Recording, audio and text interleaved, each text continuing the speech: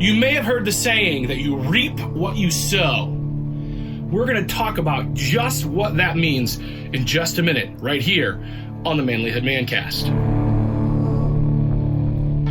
Are you ready to live life to the full? Are you ready to rise up and live a life of honor? Are you ready to boldly step into a life of courage? This is the Manlihood ManCast, and here's your host, Josh Hatcher.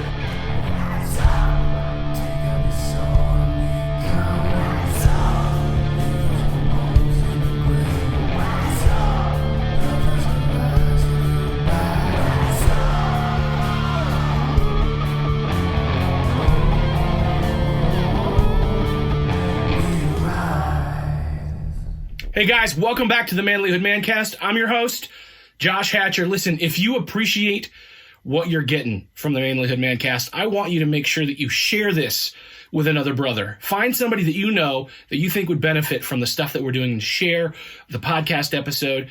Go to our podcast, wherever it is you listen, and leave us a review. If you're watching us on YouTube, like, share, comment, subscribe, please. I put a lot of time and energy into this because I love it and I believe in the message that we're putting out there. And if you love and believe in the message we're putting out there, please help us spread the word. Also, please make sure you check out our store at manlihood.com/store. You can get some Manlihood gear. You can get a Manlihood mug or a t-shirt or some other great stuff. We've also got some books and other resources available there. I told you guys today we're going to talk about this concept of planting and picking. You know, it's a little too early in the year here in this part of the country where I live to be thinking about gardening. But the honest truth is, it's not that far around the corner. Probably some of you guys, I know podcasts have a long shelf life. So depending on when you're listening to this, you may be listening to this a little bit later. But where we're at right now, it's the temperatures are right about 0 degrees and it's cold and the ground is hard. So it's hard to imagine and think about stuff growing out of that ground right now. I love it when we can plant something and we can watch it grow. We can watch those little seeds turn into seedlings and those seedlings turn into plants and then those plants will bear fruit. I love it. I love to plant jalapeno plants and then pick jalapenos in the fall. I love to plant tomatoes and then pick tomatoes in the fall. My wife loves to garden. I love to help her garden a little bit. I really like to help eat the garden. And I know that it's really honestly a pleasure to be able to know that, you know, we can take our backyard and we can turn it into something that produces. This is a concept that has been known throughout human history since its beginning, and that is when you plant something, you will pick it. And I think that we tend to get things mixed up, we tend to get things confused, and we don't understand sometimes when our life things are coming our way and we don't understand that they may be coming our way because we planted them. I know there was a very painful time in my life where I had a friend who very publicly accused me of some things that I had not done. He was calling around and trying to get all of my friends turned against me and pretty much betraying me, and it was kind of a mess. The thing was, I had done some of the things he was accusing me of previously, but not this time. And even though I was very upset, a friend pulled me aside and said, you've got to understand that part of what's happening here, part of these false accusations, part of what's happening here is that you planted seeds long ago that are coming to harvest now. You said this, and you did this, and you thought this, and you acted like this. And because of that, even though right now you're in a different season of your life, those seeds are coming to harvest. You planted bad seeds, and now bad fruit is coming to harvest. And that really hurt and cut like a knife, but it was honestly very, very, very true. And so what it really taught me is that we have to understand that in our life, we're going to plant what we pick, and we have to be very careful and thoughtful of what we do. We have to be very careful and thoughtful of how we invest into other people's lives. We have to be careful and thoughtful of how we behave and the choices that we make, because the choices that you make today are going to affect your reality tomorrow. And it's just the truth. When you're 25 and under, you don't get this yet because we have parts of your brain that are not fully formed yet, and we have what's called invincible thinking happening, and you don't understand the consequences that follow your actions. Then you get to be over 25, and you can start to understand those things, but there's still an immediacy to it, and you have a hard time recognizing longer term, and it takes a while before time really starts to blend out and you can see. I used to think this way when I was a kid, and now that I'm an adult, I'm picking the harvest. I used to act like this when I was a kid, and now as an adult, I'm reaping that harvest. And it takes a while for that to really sink in. So hopefully, as I'm telling you this now, depending on where you're at in that spectrum of your life, you can see it and you can think about it. Because if you can learn it from me, it's a lot better than having to learn it the hard way. So right now, I'm talking a little bit about picking bad fruit. Let's talk about planting some good fruit, some good seeds so that we can harvest good fruit later. The first thing you have to do when you're planting a garden is you have to prepare the ground, right? So you get out your rototiller and you bust up the ground. If you want good things to come in your life, you have to do the work, and it's hard work. You shovel that dirt and you turn it over and you pull out the weeds. Are there weeds in your life? Is the ground hard? If you need to bust it up, that might mean that you might have to say, look, I've got some bad attitudes that I have to work on. I have some bad habits that I need to break. I have some bad thinking that I need to get corrected. These are not easy things to do, especially if there are lifelong patterns that you've been following your whole life, especially if there's things that you have learned from generations. You know, I think of addiction, I think of poverty, I think of all these things that get passed from father to son, to father to son, to father to son, to father to son. And then we keep that cycle. Guess what? That is the ground that you have to till. You have to break some generational curses and say, this is where my family tree is going to change, right? You've got to do that for you and your life. Once you've prepared that ground, though, now it's time to plant the seed, and you have to plant good seed. You have to invest.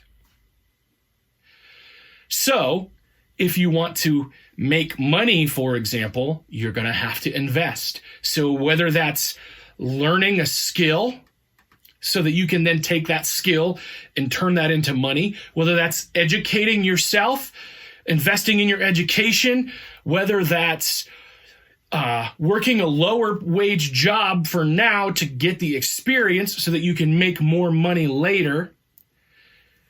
I know that in my own life, I had to do that. There was one point when I had job after job after job there that just was not working out. I got laid off from one job. I took a part-time job that was a temporary job, and it let me go. It was only a 6-month temp job, and there was just nothing after that, and I had to have work. And I was at the place where, okay, do I go work at McDonald's? And I was willing to do that, but nobody was hiring. I don't even know if I could have gotten in at McDonald's. But I knew that I had some education that I had started, and I had some experience that I had started, and I said, I'm going to invest, and this is going to be really hard. And so I invested more by making a sacrifice for my family, and it was very difficult, and we lived on a very meager income while I started a career as a freelance journalist. And I started working for the newspaper, getting paid $20 a story and $5 a photo. And I have to shop that story around to every newspaper in several counties if they would cover it. And then if they would cover it, they'd pay me $20 or sometimes less. And that would get me barely enough money to survive. And I did that for 6 months to a year. But as a result of that, my name was in the newspaper every day, practicing good journalism. And then a job opportunity opened up for a full-time position at a radio station. And I was able to go and I was able to get that position because I had invested.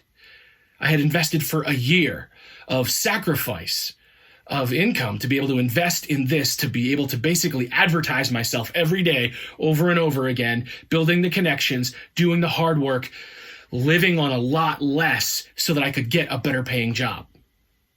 That's an example of planting that seed, making that investment. If you're talking about relationships, Okay. Maybe you're in a strained relationship with your spouse, or maybe you're starting a relationship right now. Maybe it's young.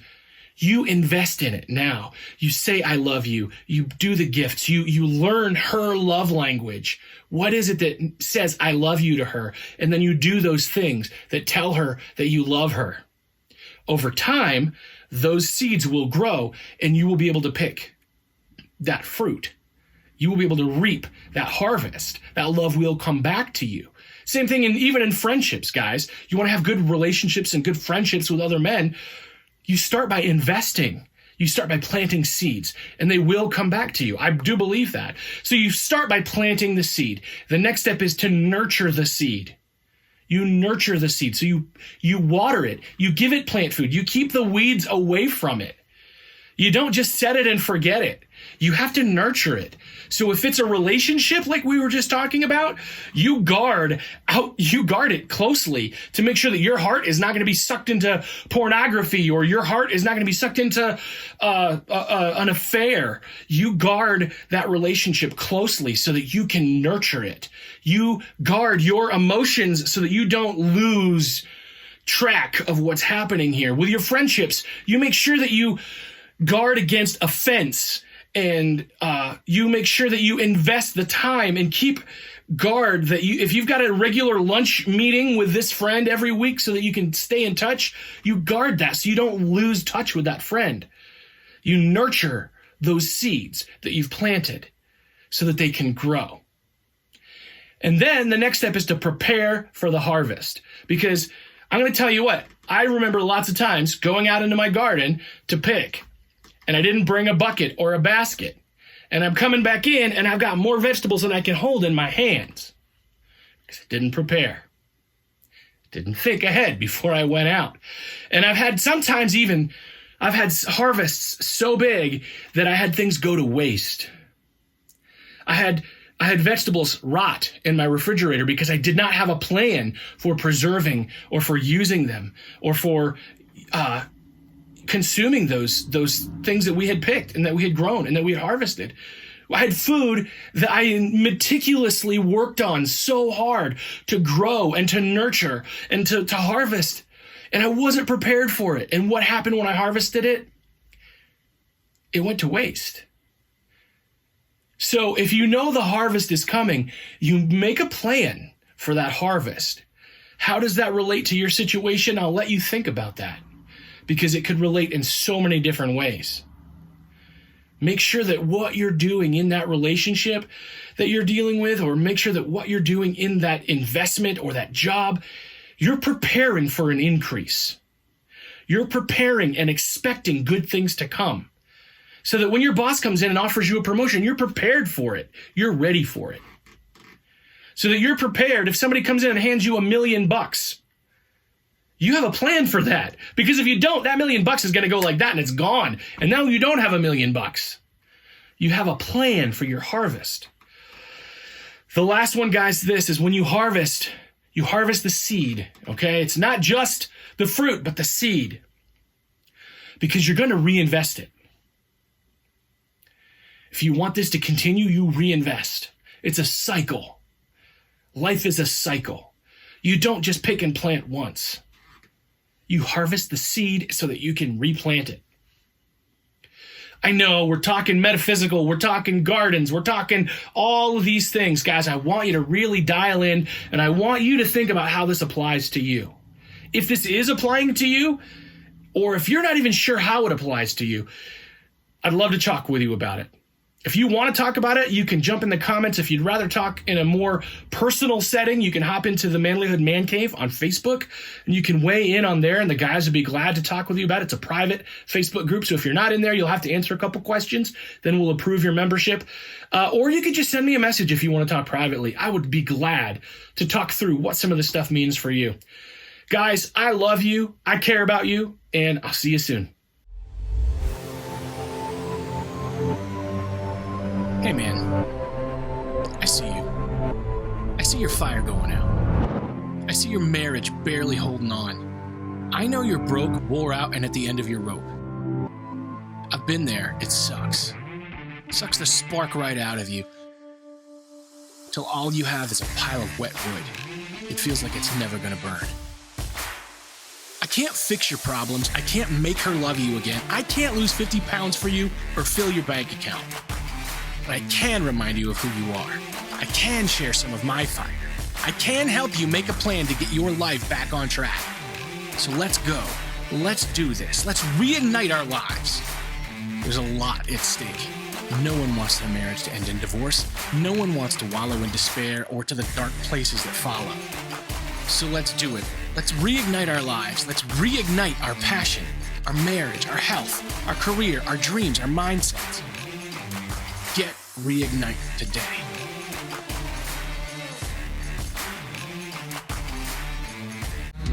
Thanks for listening to the Manlihood ManCast. Please help us out with a like, comment, share, and subscribe. Check us out at manlihood.com.